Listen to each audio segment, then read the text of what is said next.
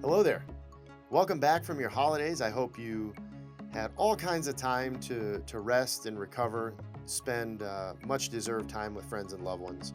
And thank you for being patient while we take our hiatus here at the Price of Pain podcast. But we're back now, and we're kicking off this spring season. We're going to go ahead and call it season 2 with a fantastic episode. I just got finished speaking with Dr. Joseph Riley III.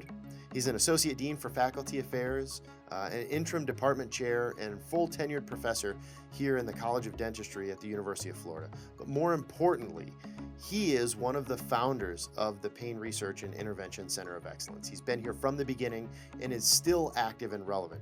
He's taken on, as you just heard, a pretty sizable leadership and administrative role, but his influence in this center is undeniable. And a large part of that is his background before he ever came to academia. He's one of the most well-rounded individuals I've ever had the pleasure of speaking with. Had a great conversation with him, but I think that characteristic of who he is has contributed so greatly to how prominent and influential he's been in, not only in Price, but in pain research in general. And I think you'll find that with this episode. We spend a fair amount of time talking about his background, and we do get around to the science. But I think this is going to be one of those episodes where it's a part 1 of who knows how many. Expect him back again. But in the meantime, here's Dr. Joe Riley. Welcome to The Price of Pain, brought to you by the Pain Research and Intervention Center of Excellence at the University of Florida. Let's join host Dr. Joshua Crow in conversations with scientists, healthcare providers, and industry professionals as we delve into the highly subjective experience of pain and the ongoing effort to reveal its influence on our everyday lives. I won't go too far back. I won't tell you how I was born in a little, in a little shack in Tennessee on a Tuesday evening, right? There you go. I suppose the best way to start is to say that I didn't start out to be an academic. I have a family. My brother and father are physicians, anesthesiologists. But I was the kid who didn't like school. So I was great at sports, though. Okay. So what sports? What did you like? Anything? Everything. I played hockey, baseball, football. Grew up in Michigan. You're one of those guys. Did I know that? Where in Michigan are you from? In Charlotte. It's about 18 miles outside of Lansing, so it's south central. Okay. Small farming town, 9,000 people. Yeah. My dad was a family physician for a while there. All the men worked at the Oldsmobile factory in Lansing for the most part. Okay, so as an aside, I'm from Lapeer. Do you know where Lapeer is? Yes, absolutely. Yeah, so now minus the doctors in the family part, Yeah. but a lot of my family members worked at the truck plant in Flint for GM. So there you go. Yeah. Anyway, so it was that kind of a town. Yeah. So anyway, my dad then. Let me think. How does this work here? Yeah, so again, I was a so-so student, but you go to college because everybody does, and Right. so I started at Lansing Community College. Okay. Got C's, wasn't very interested in going. My dad then got burnt out being a family physician, came to Gainesville to do an anesthesiology residency. But I stayed in Michigan, where I work construction, and so I was supporting myself. And after about a year and a half of going to school most of the time, but not always, and working, I said, this is really stupid to not live at home when I could live at home at free. My parents weren't overbearing. Mm-hmm. But just to be independent, I'm working every day, and what's wrong with me? So anyway, I moved to Gainesville. Right. Actually played on Santa Fe Community College's baseball team as a catcher. Okay. I had a bunch of fun stories I'll tell you on another day. But still, only got so grades.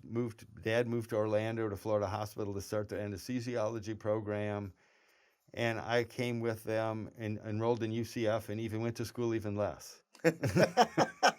Now, were you able to play sports at all down there? I was playing on a men's league softball team then. Okay. Again, I was a pretty decent player.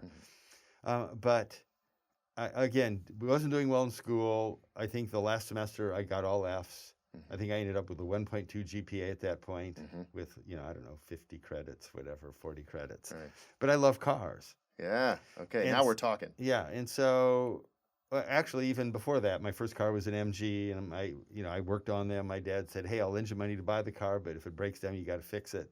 And so we did. My brother had an Alfa Romeo, and we worked together in the garage. It's a very Michigan story, though. Yeah, but I always was intrigued with racing, and so I actually wanted to be a race car driver. Okay. It was my first goal in life. It wasn't to be a physician or an academic. How far did you go with that? So I bought a car. And so I figured, well, if I'm going to be a race car driver, I ought to be involved in the race car business. So I actually dropped out of school and started a race car shop. Oh, just like that? Just like that. Okay. Yeah, I mean, I think I had a couple $1,000s that I'd saved up, and back then a drill press, and I already had tools, and I had 2 other friends, and we sort of formed a Lur's partnership, and so we worked on our cars. We had a couple of customer cars that we would come in, we'd maintain them.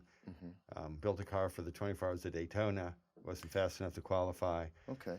But that was going to be my next question: is what type of racing? Now the so MG and whatnot. These would be road racing. Yeah. Okay. Yeah, and so I was the parts manager. That was my job, and I realized in Orlando, which is where we were living, that it was impossible to get parts for foreign cars if you didn't have a Volkswagen. So I said to these guys, we should open a parts store.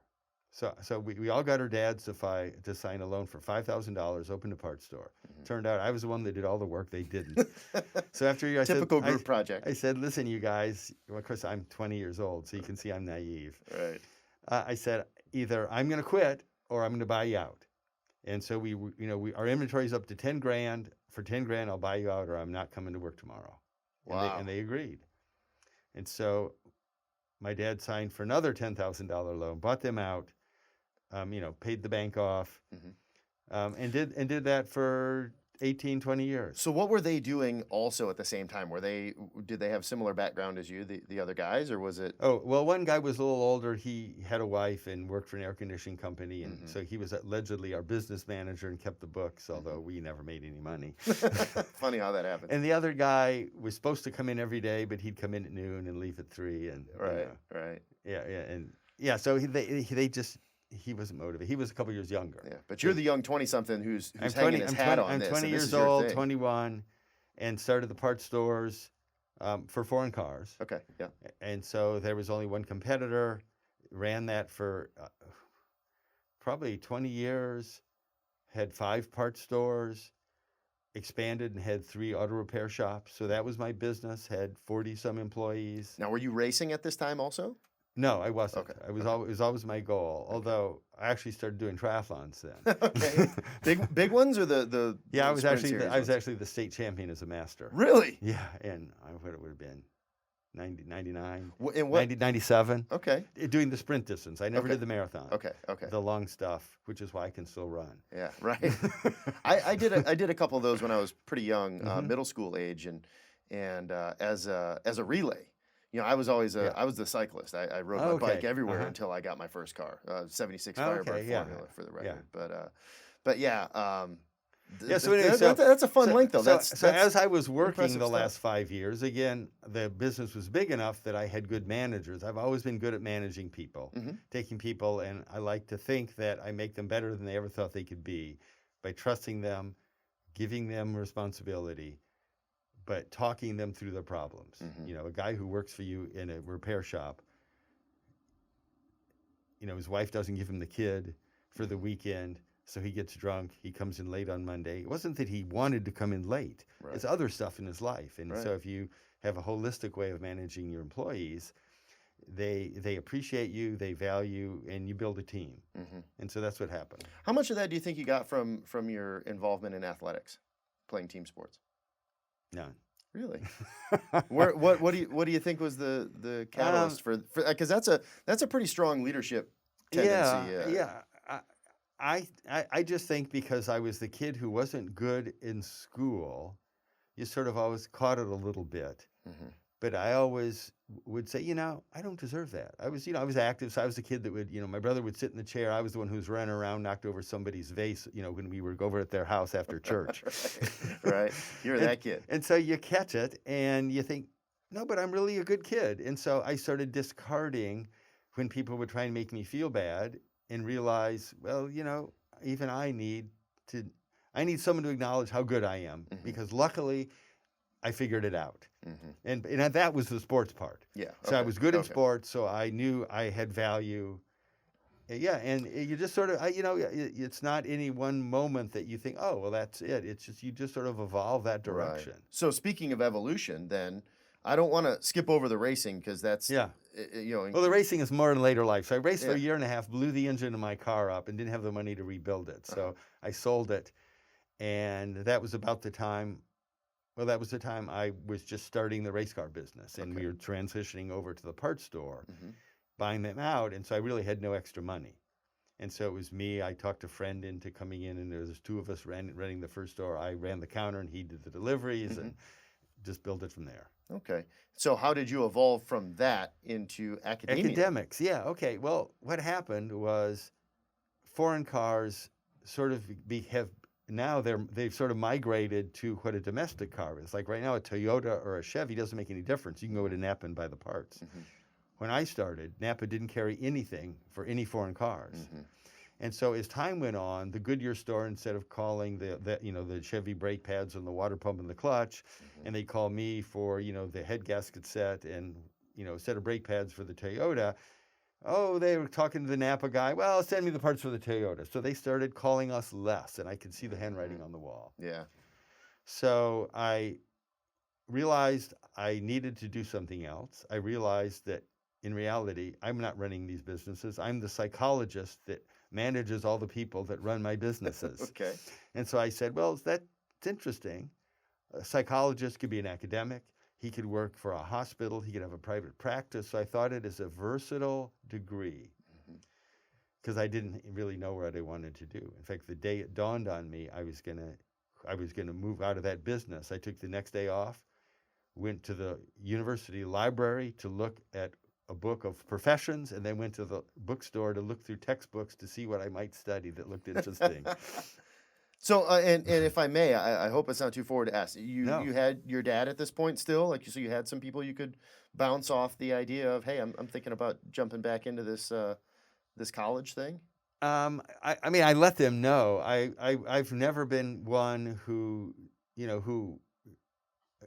for lack of a better term, needed to tell the story to someone so they could justify what I wanted to do. Yeah, it doesn't look like you get No. external validation. No, as a and driving in force some at all. ways, so that sounds like a strength, but it could have been that I had myself in such a corner there was no other way to go. It's all how you frame the narrative, right? That's right. That's right. So yeah, so I do remember though when I had my parents over on a Friday, I said, oh, by the way, I'm decided to sell the businesses and go back to school, and my dad, with a relieved look on his face, said, Joe, I'm so happy to hear this. I always knew you had more academic in you. But I think before that, And how old were you at that point? I was if probably you don't mind me asking. 39, Okay. 40, Okay. 40 probably, yeah. All right. Yeah, so it took 6 semesters to go And he never lost faith in you. He to knew that you were going to yeah, get back. to go in to it. UCF, get a degree in psychology. Uh-huh. Applied to a couple schools, South Florida and UF. I did triathlon, so I wanted to stay in the warm weather, and UF accepted me. And yeah, so come up here, clinical psychology degree, did triathlons through graduate school. Okay. And then again did my training, as I mentioned earlier, in the facial pain center. Started doing pain research. As it turned out, because I'd been in business, and I've always been good with numbers. And so research totally made sense to me. And so even when I took stats at UCF, it totally made sense. And, back then, we would do an ANOVA by hand, and I could do one, and I got, hundreds on the exams. And so I came here and collecting data on patients and, being a psychologist, being a psychometrician, and you come up with ways to measure things that you can't see. It just so made sense to me. And so I was successful. I could write papers. You just sort of learn by doing in terms of the text part. Yeah. But sure. but understanding the data, analyzing an interesting way. That's a great strength to have, though, because especially in when I say my generation, I mean people who are at this stage in their academic career, maybe not my age. But for a lot of people, that's the hang up is the stats, and me included. There's a point where I'm, when I'm developing a paper, that's the point where it's like, all right, well, how much of this am I going to be able to do? How much am I willing to figure out on my own? And then at what point do I pull the chute and call a biostatistician kind of thing? So, that's so coming into it with your ability. I think that at least what stands out to me is your self-awareness and the maturity that comes along that you don't have when you approach school as a teenager, as an 18-year-old coming into college. Yeah. That totally changes. So that self-awareness, but then if there's one trait that really, technical trait that comes in handy, it's having at least that aptitude for statistics, if not the experience. So you said you came into this in a pretty good spot, it sounds like. No, I would agree. And, I always tell folks that, okay, you take a giant table of data. You can't say, hey, look at this. Do you see what's there? No, you can't see it.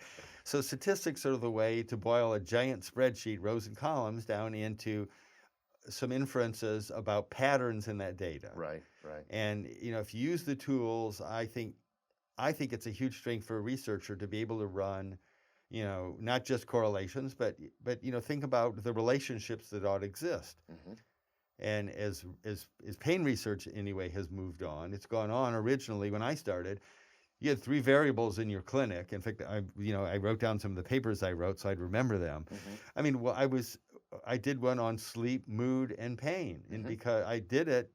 But my point is, though, before I get off track, there is that 3 variables off a clinical sample was enough to write a great paper and get published in the best journals because the models we were using were so simple. Anyway. Do you feel that it's not the case anymore now that there's been enough groundwork laid in those areas where a more complex data set with more variables is required to get attention and to get publication? Well, we always had all the variables. But I think my point is you could take a data set and cut it up into 7 studies by looking at different combinations of 3 variables. And the best pain journal would publish it because it was new. Right. Yeah, that's what I was getting at. Yeah. Whereas now, even all the control variables that we know control, and we know everything is so multiply determined related to human behavior, and certainly pain is a great example of that. And so to plan whatever your outcome is that you want to study, really thinking hard about how is it possible to collect all the potential variables that are going to really influence this outcome. And then you pick the ones that you're interested in, but you need the other ones.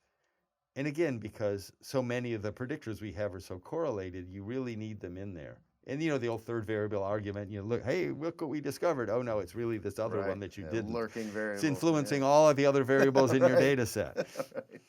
So when you started on with the clinical psychology and throughout your education there, it really wasn't with the intention of pain research at that point. It sounds like it was more. Well, no, actually, it was. Was it really right from the beginning? And I'll tell you why. I think I had just applied to graduate school. Maybe I was just going to undergrad. But anyway, I had a bike crash. Okay. So out, doing triathlon. So I think I would swim and run in my Speedo, and I was jumped on my bike to do they call it a brick. You do one sport after the other. Riding my bike around my neighborhood, 25, 30 miles an hour in a Speedo, because then I was going to go run. And as I'm coming down this hill, I'm passing this kid, and he turns in front of me. In a vehicle? No, on his bike. Oh, on his bike. Never saw me coming. I go head over heels. I slide on my shoulders for 20 yards with no shirt on. So sorry, I'm a little. But long story short, go to my orthopedic surgeon friend, and he says, Joe, I think you're going to. So I must have been already accepted to graduate school. He says, you're going to be a clinical psychologist. We desperately need clinical psychologists in the pain world. He said, as an orthopedic surgeon, I see lots of folks with pain, and there's no one to refer them to. You got to think about that. And so that's really what planted the seed. That was it. That was it. Huh. And then I got here and met Mike Robinson, and that's what he did. And so it was just sort of, maybe I'm just that way. You just something comes to you, and it's just the right thing to do, and you just do it.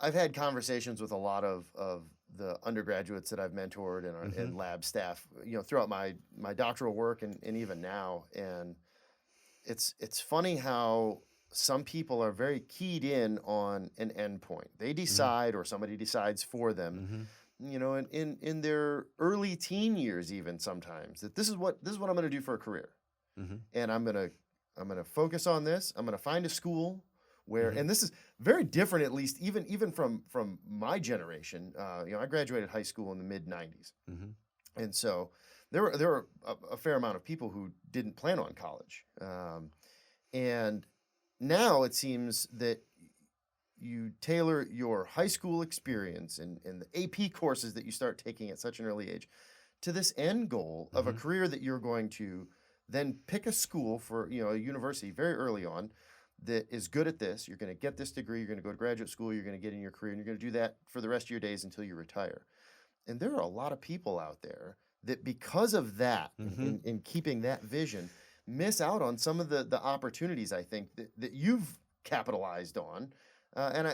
Not to say that one way is right or wrong, but there are a lot of those little things that come along that you might think this is the road, but there's a lot over that way. And this moment right here is your opportunity to just turn your head and take a look. Well, I'll shout out to my brother Jim, who's an anesthesiologist, but he will tell you that was him. Maybe because I didn't go on, he became an anesthesiologist like my dad, ended up taking over the chairmanship at Florida Hospital that my dad had, and is to this day, in his last couple of years of practicing anesthesiology out in California, but tells me he's bored out of his skull. He wishes he did something else for a living, but the money's too good to stop. Yeah, well, that's the thing. As long as you've got a little bit of time to spend it and enjoy it, then that's not the worst thing ever either. No, it's true. But I think I was always one who approached things that I found stimulating. And again, that's why I went in the auto parts business. I thought it was a way to get into racing. I picked up triathlons at about 35 because I had, I had time, and you gain a few pounds, and you think, well, it's time to take this seriously. And that was a perfect way to do it. Went to graduate school, did triathlons for the first couple of years. In addition to going to graduate school, my kids were becoming age of playing soccer. And so I actually back in Orlando even, I became a soccer coach because I was the only dad that showed up with their kid. Everybody else had their mom with them, and this was like under 8 soccer. And the guy who was the coach quit halfway through the year. And that day, all the mothers looked at me and said, "Joe, would you be the coach?" I said, "I guess I'm going to be the coach." Yeah, I guess it's decided. So I did. So I was already into coaching, moved to Gainesville. There wasn't a traveling club. My kids were really good. And so I actually started the traveling soccer club in Gainesville. Okay. So again, another thing that I embraced. Yeah. And we built a great club that had teams, girls and boys. We'd go for a tournament, and I won a state championship as a coach with kids. That's great. We had you and I connected, and for everybody that's listening or watching along, you hosted the holiday party for Price. This is pre-COVID, obviously, the last real holiday that we had before this hit. Yeah. And I knew very few people in Price, and so I wanted to introduce myself to you at that point, even though we had seen each other in meetings and stuff, and somehow that changed into, and I can recall it plain as day because I think I had gone to get something out of the cooler or something. Yeah. But we were standing with one of our, Eric actually, who the audience will know, used to work on the podcast, right at the entryway to your laundry room. Yes. And we had a very similar conversation to this. And I really appreciate that path because it's maybe I do, I don't want to say rely on, but notice a little bit more of that external validation of, oh yeah, okay, I'm not the only one doing it this way, because it's the same with me. I have a history in music and in sports and in coaching. Was playing intercollegiate volleyball up until just a few years ago, which was an odd situation, but eligibility had it so that I could play club sports, and so much of the academic portion of my career came from those little connections that were made there or skills that were picked up there. And so you shared just a little bit of the story that you told me just now back then, just a touch. Yeah. And it was enough to see, oh yeah, there are other people out there who didn't go, because I went back to school for undergrad, I guess I would have been my mid-20s, taught high school for a while, while I was trying to figure out where I was going to coach and what I was going to do. So there's, a fair amount of, well, should I have been a musician? Could I still, what do I want to do? And those, moments would come along and say, "Oh no," and it almost taps you on the shoulder and says, "Hey, think about this." And so it seems like there are some similarities in Yeah. our story, at least, that help me to realize that Yeah. that actually is a good thing. Yeah, you're flexible enough to see the opportunity. Yeah, yeah. But I would also argue that you're a better rounded person, and some of those things that could have been your avocation become your hobby. Mm-hmm. And so that sort of was with me. In Yeah. fact, that's probably the story of my life, even if we ever get into my research. Oh, we certainly will. We will. Yeah, we is certainly that will. I say my research curriculum, it's schizophrenic because I've done so many different things. But that's sort of the story of my life, and it's you see an opportunity and you go there, you do well enough, but then you move on to another one. And so I don't think I'm famous for anything. I think I've contributed to a lot of stuff. Mm-hmm. In fact, I look at what I did and I said, I should have spent a couple more years doing that. Well, you're still going, Joe. We were almost there, although, I'm 71 now. Mm-hmm. And so, as administrator, I sad to say, I'm never going to get freed up enough to literally run another lab. You say that. That's kind of funny. Now his position is a little bit different. I don't know if you're familiar with Tom Clanton up at the College of Health and Human Performance. Does a lot of respiratory physiology work and whatnot. Uh-huh. And he worked as the chair of the Department of Applied Physiology and Kinesiology for a time. Mm-hmm. And right when I thought, and I can't comment on how old he is because I'm not certain on that. So, but comparable. He's at a point where he could very easily say, okay, time to spend time with grandkids or do whatever. Mm-hmm. And something tickled his interest, and he sat down and wrote a grant, and is now back involved in his lab. Had stepped down from the chair position, is full throttle on research again. So, how great of a career is it where you can do that? As a profession. Yeah. No, I agree. Yeah. But so I wanna ask, just because you've done all of these things, there are a lot of people who don't know what really encapsulates pain research and maybe aren't even aware that pain research specifically is a thing. And that's one of the purposes of this podcast, not only to edutain people, but to get a little bit more awareness out there of what's being conducted in pain research and how that translates to pain management and treatment. But there are a lot of different avenues just within pain research, as with any other academic discipline, where you can focus. And it kind of seems like you said you're a bit schizophrenic with even your research interests. I want to start with knowing just the landscape in general, from where we are now. And by the time people listen to this, it'll be early 2022. But rewind to 1999 when you're coming into academia as a researcher. On your own, and more the captain of your own ship. How different is pain research as a whole now than it was then, and in what ways? Okay, so we mentioned earlier the simplicity of the studies, clinical studies, because that's how I started in doing pain research, working in the facial pain center, and we would do pretty thorough assessments, and being able to describe the patients, things like their pain unpleasantness, how it related, sleep, depression, coping strategies. The CSQ coping strategies questionnaire was a big deal with Frank Keefe, and tell people a little bit, because we have all kinds of people that follow along. Just take that questionnaire and break down what are some of the components. What does that tell you? Oh yeah. So for example, some people would distract themselves, distance themselves. Some people would turn to religion, like hoping and praying was one of the items on there. Some people then would want to think about it and focus on it and tell themselves it's not so bad, so you can sort of do the positive cognitive reframing. There was items on there that reflected catastrophizing, which really is the opposite of that, is thinking about how horrible it is, it's never going to quit, along those lines. So it's trying to understand what people think and do to manage their pain on their own. So it's it's not a medical intervention. It's something, what do people do naturally, and trying to understand. As cognitive behavioral therapy was becoming popular, and of course back then big pain centers could make money and they existed. Right. As figuring out what do you want to teach people to do or not to do in cognitive behavioral therapy.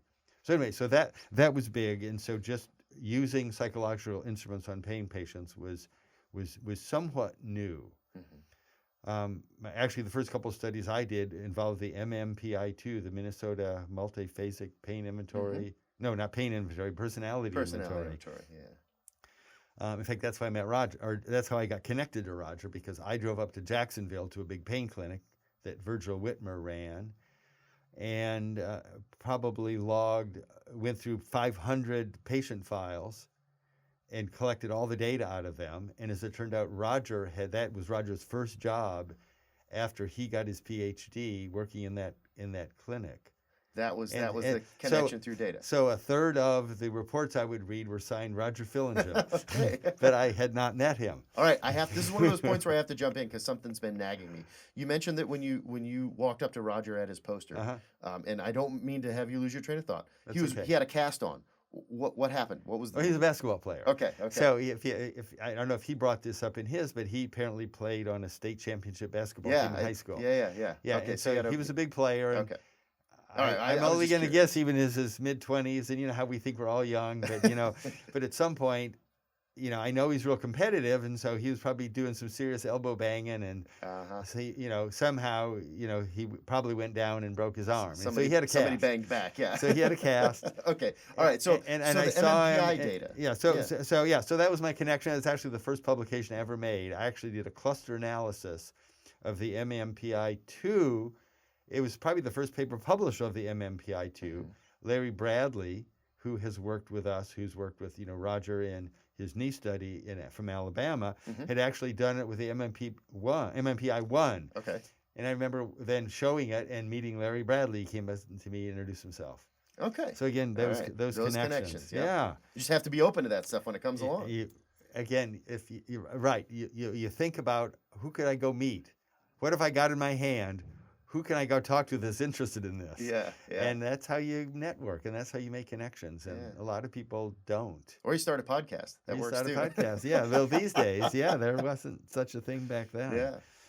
So anyway, So as a graduate, either a graduate student or in my postdoc, I was seeing patients and did a lot of clinical work. Again, being good at the analysis piece, I did several meta-analysis. In fact, some of the most hits I've ever had is on papers.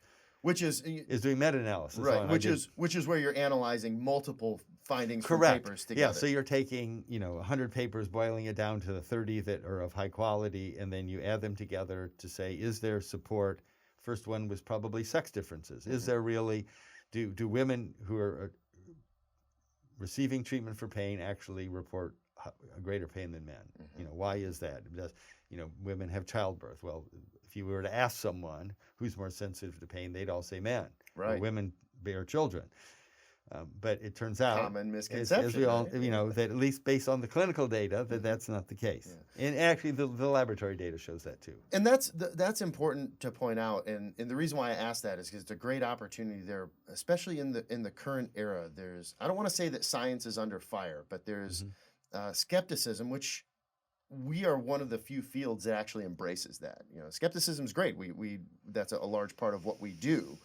But to the outsider, to the layperson, a lot of times you'll hear comments like, well, yeah, but I found this study, or I've heard somebody say this. So a lot of people aren't aware that meta-analyses are actually a thing, where you can look at all of these studies that have been conducted in oftentimes non-related labs at different points in time that are asking the same questions or dancing around the same question, and analyze all of them together and look at the amalgam of all of that work. It's not just cherry picking an idea here or there. And that, of course, crosses multiple scientific fields. Everybody does it, yes. Yeah. And that is really important, and I actually bring this up to students often. Is the reason you have to do that, I think, has to do with sampling. So if I pull stuff out of my clinic, because it's not randomly sampled, not even close. Right. And I come up with a finding, well, what happens if we do it in a different clinic, maybe, run by a different group of folks, maybe not in a university health center, and did they find the same thing? And so that's the whole idea, is by looking at least 5 and maybe 25 studies, their sampling frame was different.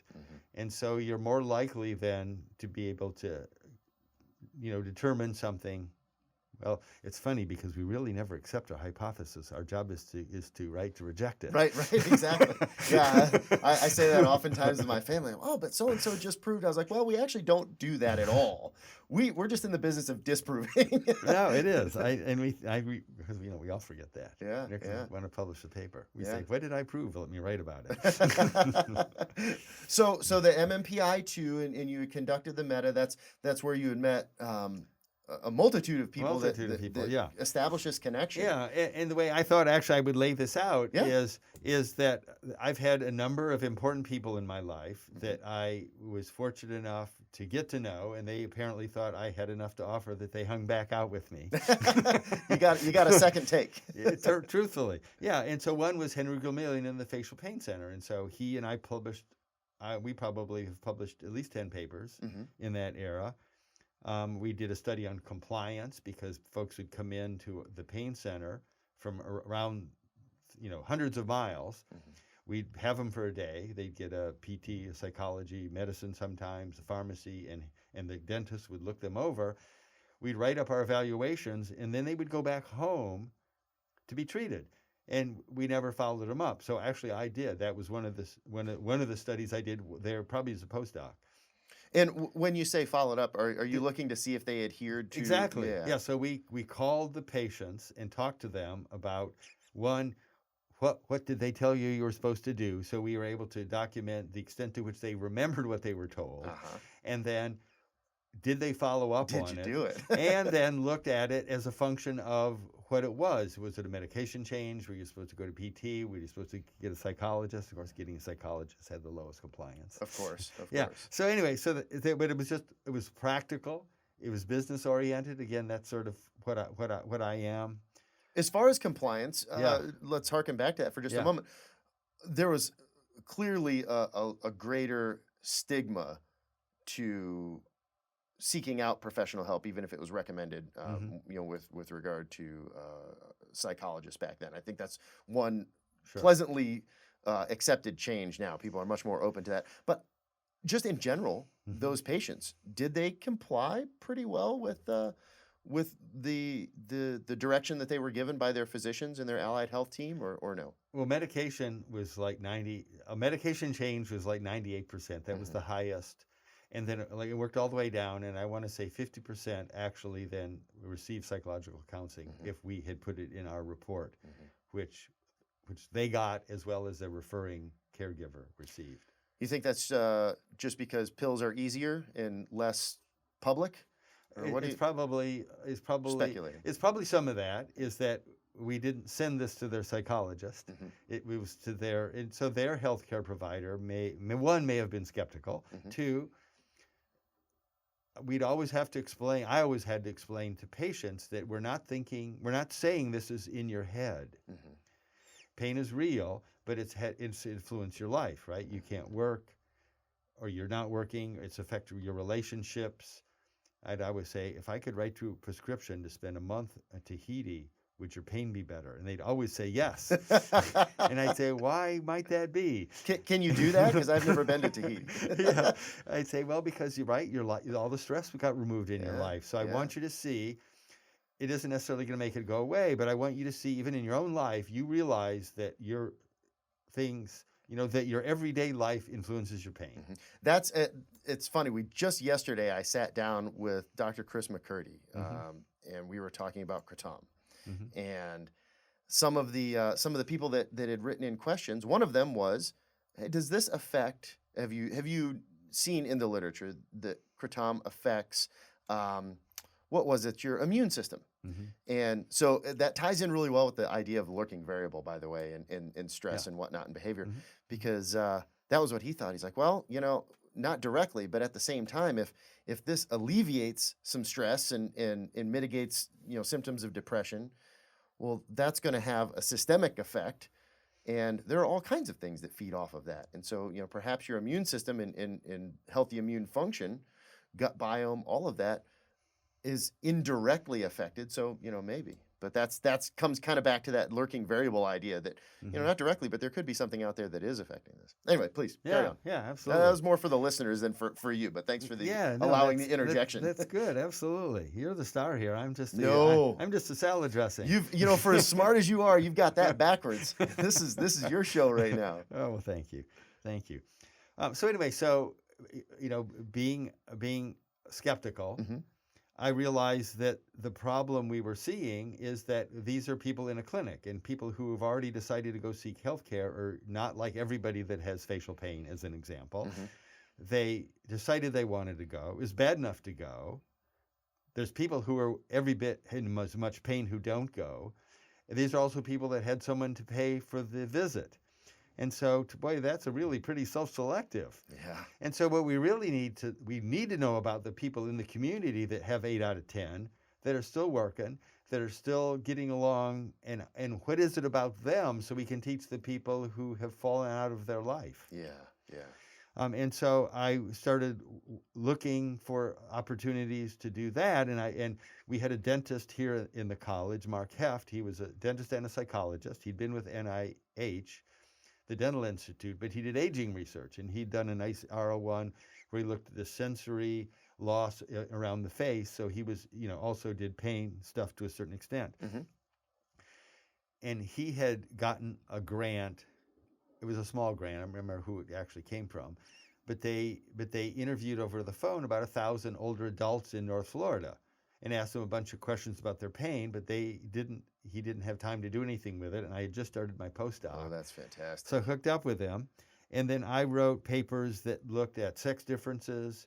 I looked at healthcare use as a function of being old, what predicted it. So a number of things, but it was in, for the most part, a community sample, but it was 65 and older. Okay. And so that sort of got me into that. So then there was, working with Mark, was a dentist named Greg Gilbert who did the Florida Dental Care Study, and it was primarily to look at the underserved and their oral health. But he also added in a lot of the items Mark had put in the aging study. So there was probably 10 items related to pain. Who'd you talk to? What'd you do? And then several things about I can't remember all of them, but some measures about pain intensity. Sure, and that circles back to the idea that wasn't central to his question. Yeah. But he threw those variables in to see how that affected everything. But yeah, that seems to be a grouping of variables that falls right into your wheelhouse. Well, it is, and so literally they did oral exams every 2 years, and they did phone interviews every 6 months, and they followed them for 7 years. Oh, wow. Yeah, and I'm the one that did all the work on the pain stuff. So I probably published 10 papers on Greg Gilbert's Florida Dental Care Study, but about pain for the most part. And I did some other stuff related to some of the other oral manifestations.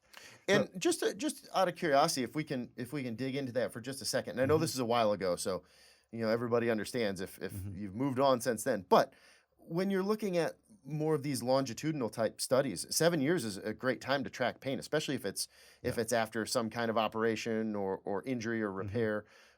So I kind of wanted to ask that in this type of data set, the pain that these and it's all orofacial pain, right? It's all somehow dentistry related. Yeah. What's the etiology of that? I think the way they asked it was the way the one of the big national studies had asked. They asked about toothache.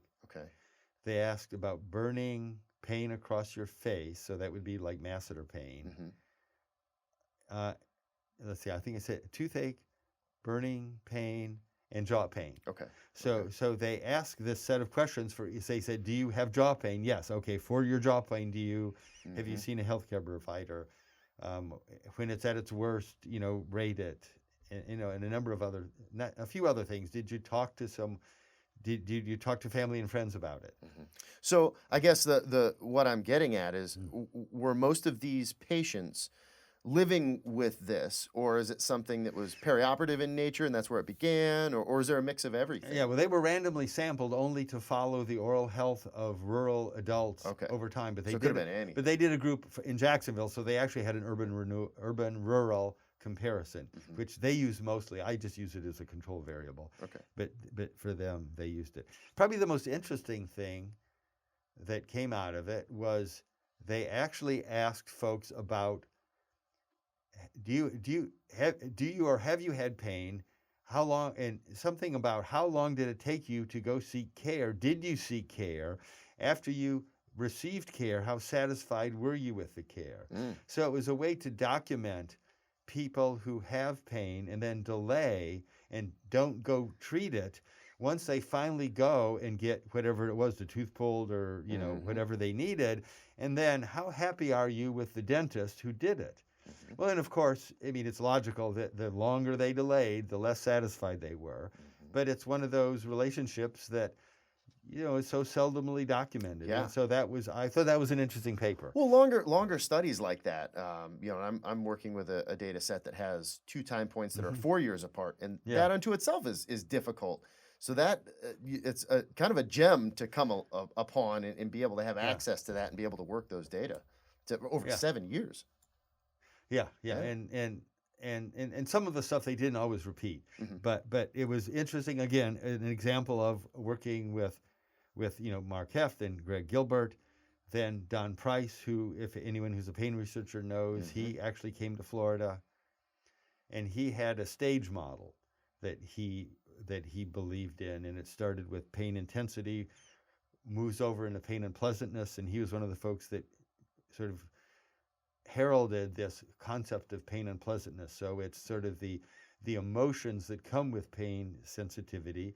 Yeah. And he did some great MRI work to show that temporally it followed the sensory input. Mhm.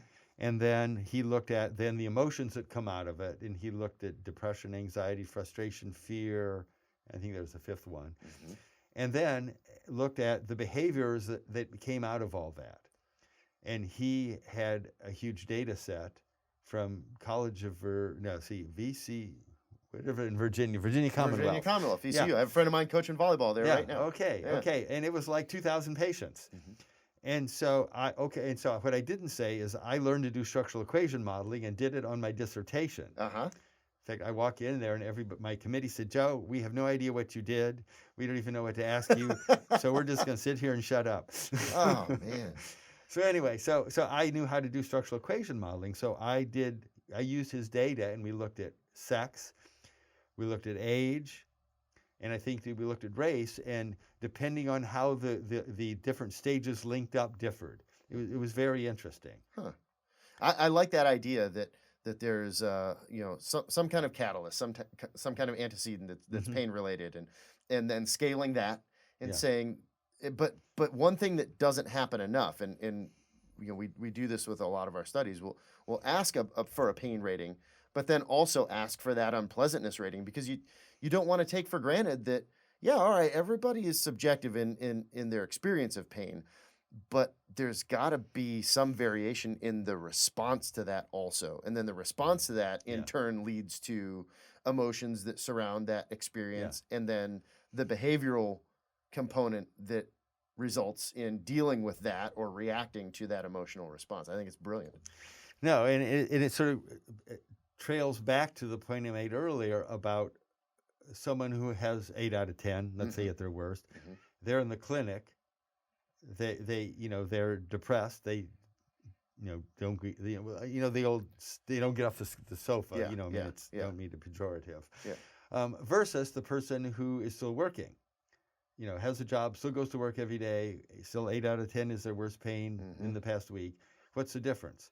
And so this model actually allowed you to spread that out and look at the variability. And of course we, especially back then, group differences was the Mhm. easiest way to find Mhm. significance, and that's what we were publishing 20 years ago. Yep. And when you say group differences, men Well, versus women, Men versus or- women, every way you want Yeah. to cut it, Yeah, by race, by age. Mhm. Yeah, it was, Yeah. it was some more simplistic models. Yeah.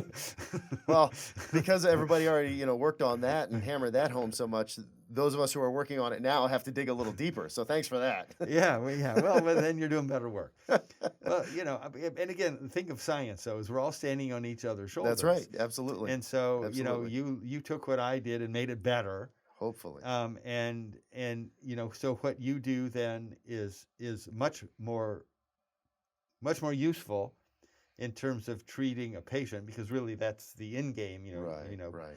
Being we're talking about price and pain.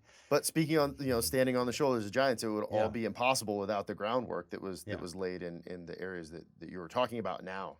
Not that long ago. When you think of it. So. Yeah. But please continue. I'm enthralled here. So anyway, after having done that work in the community, well, I was like 4 years into being a faculty. Now it's time to write a grant so I can get promoted. Right. Well, I'd actually get tenure, come to think of it. Yeah. Because back then it was only 5 years. Oh man.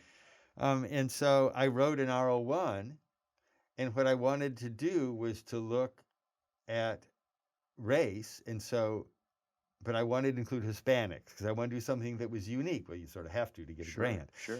And so we did 3,500 phone interviews over 3 intervals with Hispanics, African Americans, and whites down within Broward and Dade County, because that was a reasonable place. And you could, I learned about census tracts and how you look at who lives there, and and so you can pick the ones you want.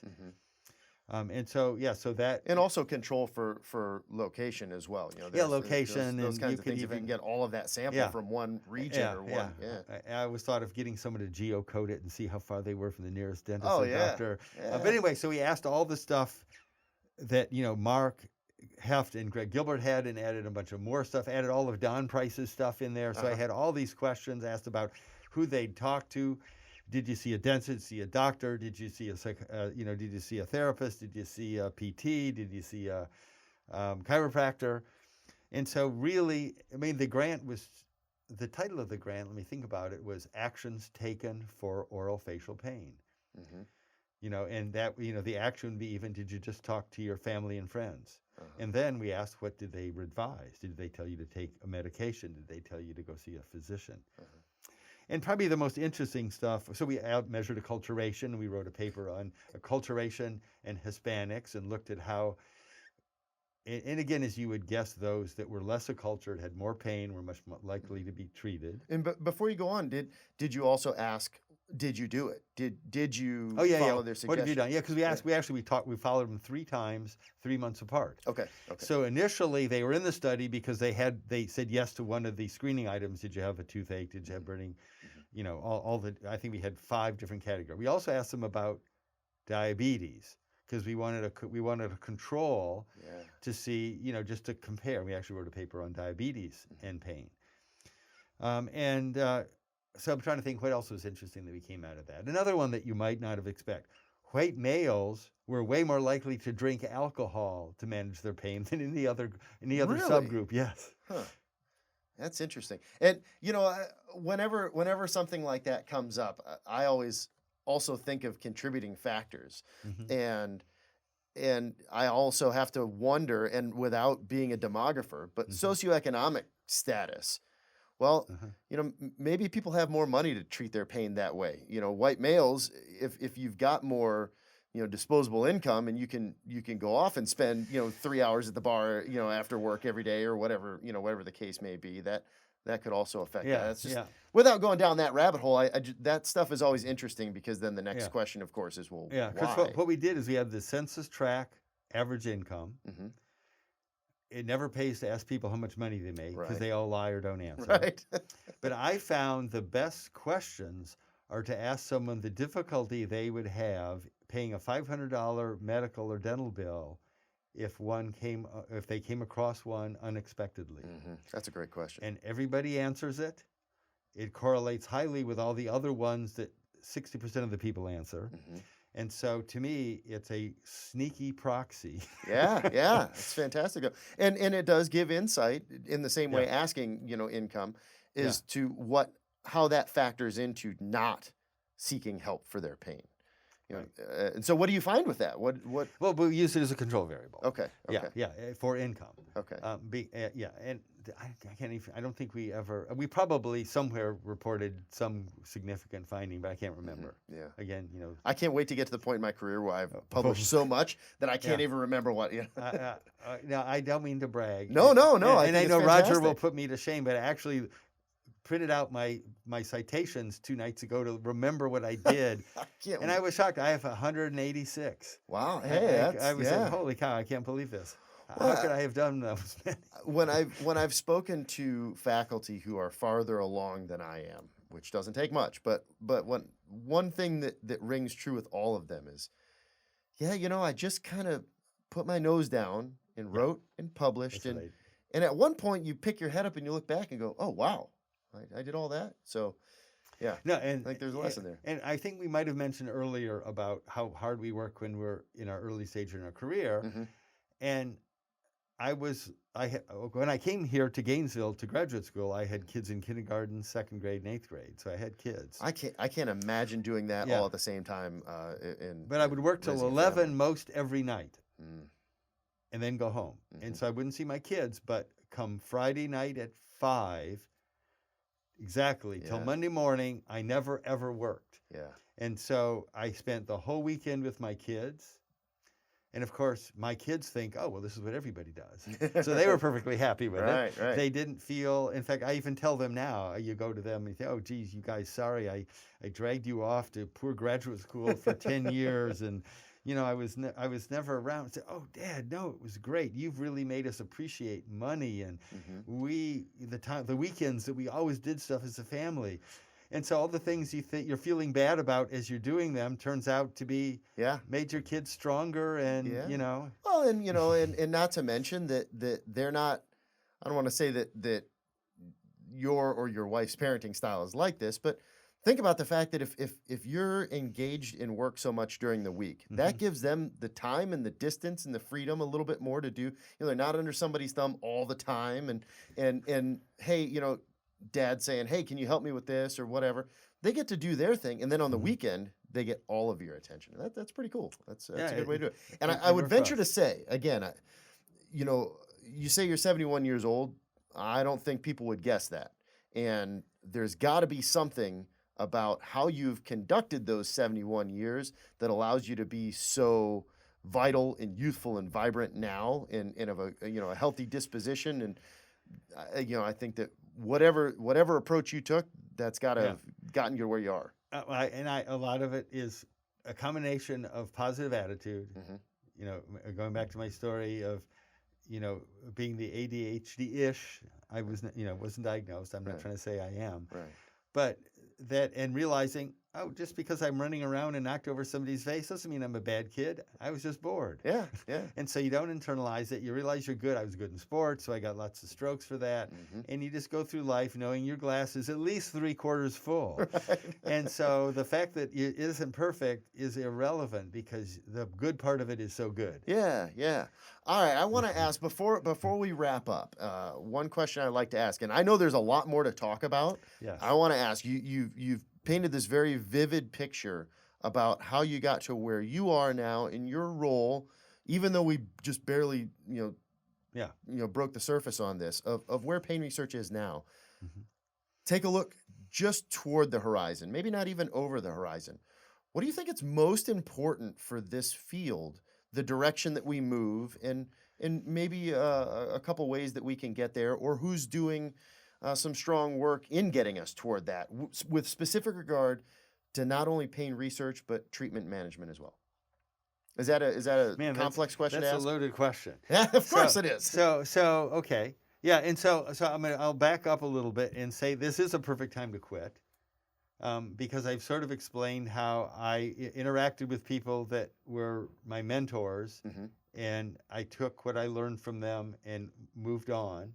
That's a nice piece. Yeah. But what we haven't talked about is all the sensory testing stuff I've done. I know, and that's why I want to. Yeah. So we did this, and just to give a heads up, we've done this with a couple. We've had only one guest now that circled back, but I plan on doing the same thing with Roger Fillingham and with Star Booker. I had phenomenal of all of the guests that we've had on. There are a number again, I use that, of guests that the conversation's very easy and they have such a rich background and interest and activity now that you can't cover it in 50 minutes. And this isn't one of those 3-hour podcasts. So There you go. Well, and it's you're okay to leave some of that on the table. I and know that bugs you, Joe. You're very much about structuring, and you've got the that's okay act one, because act two. you ended me right at a good Good. place. So I'm Okay, happy good. with that. So we can Plus- save act three for Plus, you're a later. great interviewer. Oh, well, I want to thanks. compliment Thanks. I you. appreciate Yeah, that. so there's 2 phases that's going to be perfect. Okay, good. To do that, and okay, so I'm avoiding the question you just asked me, but I think I've run out of things to Yep. strategies for Time to avoiding face it. the music. Yeah, so And this can be and simple. and I'll answer it maybe like a politician. Okay. Is I'll answer in general sort of what I think about the problems are, and it's sort of the model academics uses now to pay for stuff. Mhm. And so our universities are used to living off federal money. So we get grants, we get our salary support, and they get indirects. UF gets almost 60%. Now I write $1 million grant, they get another 600,000. Mhm. And so the problem is that I write a grant, I collect the data, and this has happened to me. And rather than spending 2 years, because it takes you all 4 or 5 years to finish the project, Sure. or they would have cut you back to 3. Maybe Mhm. they do anyway, and you still can't. You barely finish it. Is that you don't have time to write the papers? Mhm. So I have more data to write more papers than I've written. But our model is whoever is in, I'm my department chair with the dean, whatever it is. I need to write another grant because I'm obligated to cover X% of my salary. Mhm. And so the states have gotten used to living off federal money, and it's a tough way to go back. And so you hear about at NIH them starting to say, we're not going to quit giving some investigator 3 R01s. We need to spread them around, over time. I don't know, is there going to be a limit? And so they're starting to see it's a problem, Mhm. but it's a problem from soup to nuts, all the way up and down. Mhm.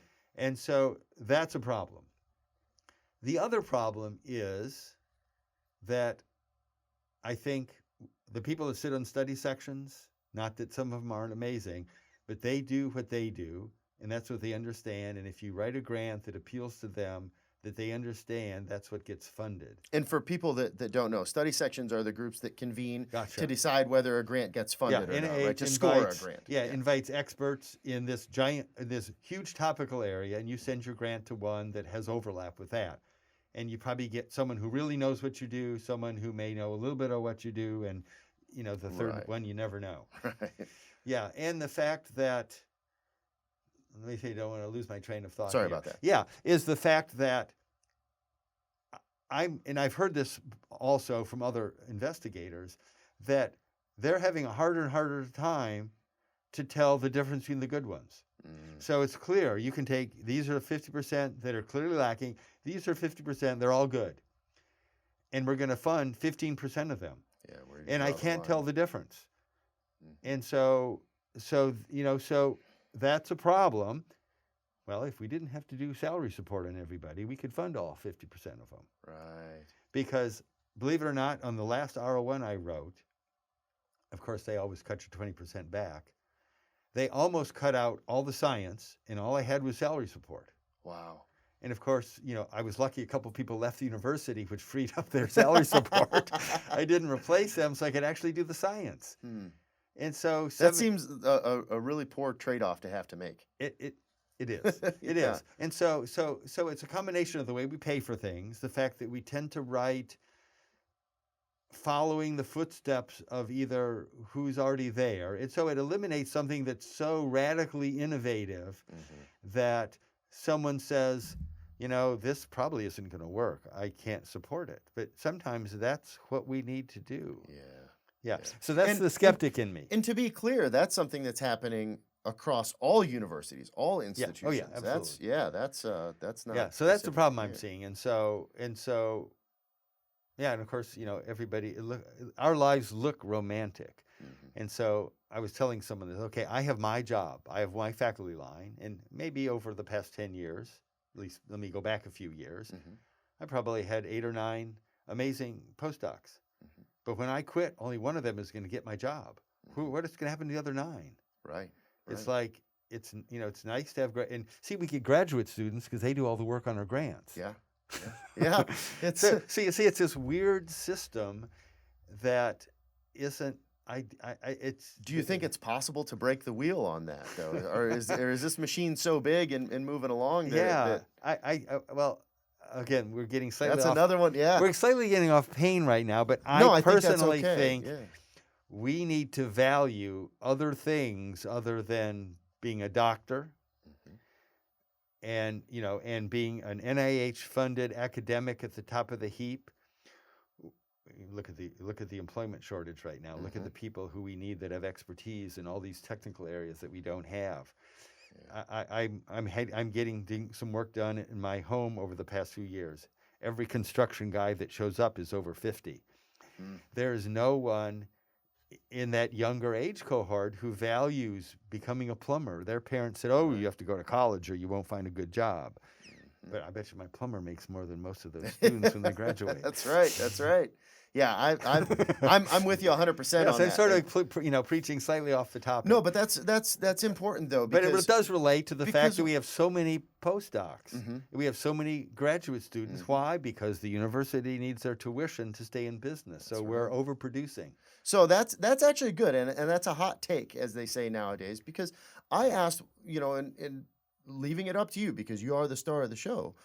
What's next, and where are we? Where do we need to go? And really, the underlying answer to that is, well, no matter what we do next, there are some infrastructure, funding, methodology, culture-related aspects of this job that produces the science that really need a second look to see if this is the best way to do it. And it sounds like, from your perspective, and I haven't written grants that fund these long studies yet, but I can only imagine how frustrating it would be to be able to write a couple papers out of this and then have a multitude of data that's just begging to be looked at and published, because that's knowledge that's being not intentionally by you, the person who asked the question and collected this, or led the group that collected it, but it's being withheld from society that could benefit from the questions that are asked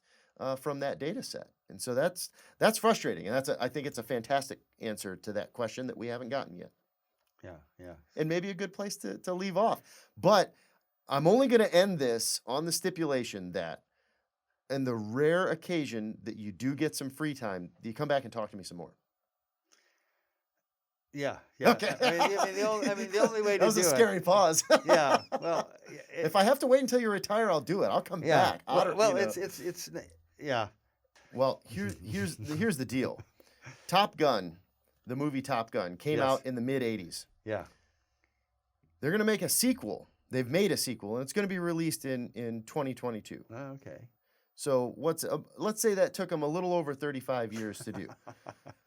I'm looking forward to that. So we're going to leave people with the possibility that they might get a Dr. Joe Riley Part 2 on Price of Pain. Well, and that works for me. So really, the truth of the matter is I'm acknowledging that I'm not going to get everything done before I can take an hour for you. It's to give you a date sometime in January when we're just going to come in here and do it.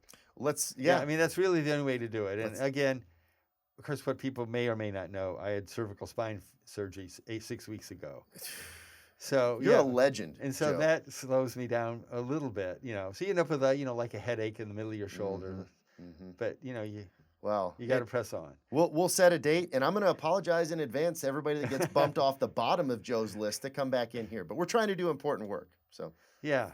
Thank you. But it was fun. It was fun. It was only half as painful as I thought it would be. I told you I was going to make it easy on you. No, it is, and you're actually an outstanding interviewer. Thank you so much. You made it so easy. All right, we'll do it again. It's been a pleasure. Likewise.